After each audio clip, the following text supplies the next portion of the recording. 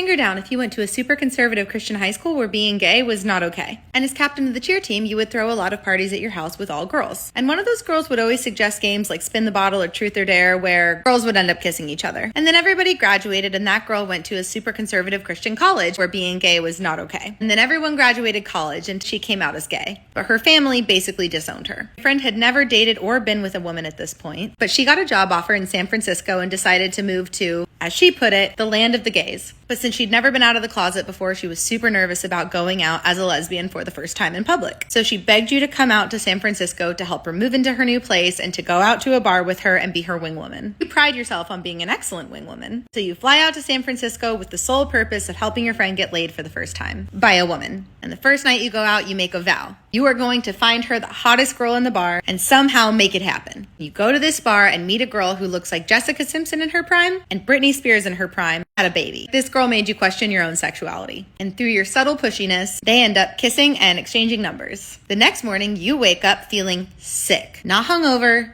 sick. Your friend really wants to go out to this like day drinking gay pride parade something and begs you to just suck it up and go because she thinks you're hungover and just need hair of the dog. And since the entire purpose of this trip was to go out with her in public and support her being out in public, you pull it together and you rally and you go. And it only takes about 20 minutes of being there for your friend to look at you and go, "Oh, you're sick." And at this point, you guys have invited out some of the people you met the night before and she's feeling a little bit comfortable, so she feels okay with you leaving her there. You go back to the apartment and change into comfies and you let the sickness overtake you. And then about an hour later, your phone starts blowing up. And it's your friend telling you that she invited the hot girl out from the night before. And they had a few drinks together and now that girl wants to come home with her. But your friend lives in a studio apartment, so she's asking you if you can step out for a bit. This was the whole purpose of your trip, so you're like, and you grab your stuff and you go to the Starbucks across the street. Reminder that you are in the middle of downtown San Francisco where there is a massive homelessness problem. So most of the bathrooms in privately owned businesses are locked with a key code. You order a tea and you sit at a table. You're running a pretty intense fever, so you lay your head on the table because the table feels cold. And before you know it, you pass out. I want to stress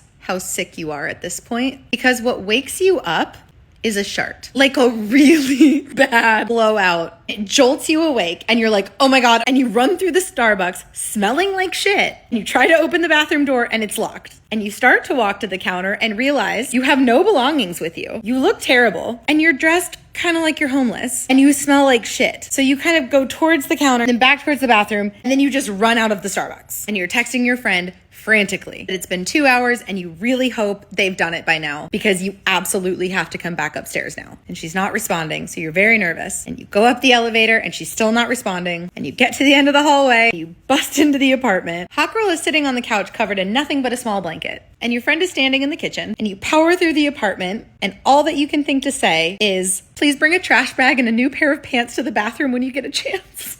Your friend comes into the bathroom very sheepishly and goes, did you shit your pants? And you're like, yeah. And she's like, I'm so sorry. I really didn't know how sick you were. And you're like, it's okay. I downplayed it. Did you get laid or not? And she's like, yes. But actually, I'm very glad you came home the way you did because I've been trying to get her to leave for an hour. I think she might not have a place to live because she literally wouldn't get the fuck out. But when you came in smelling like a human porta potty, she couldn't get out of here fast enough. And that's the reason you're no longer allowed in a San Francisco Starbucks.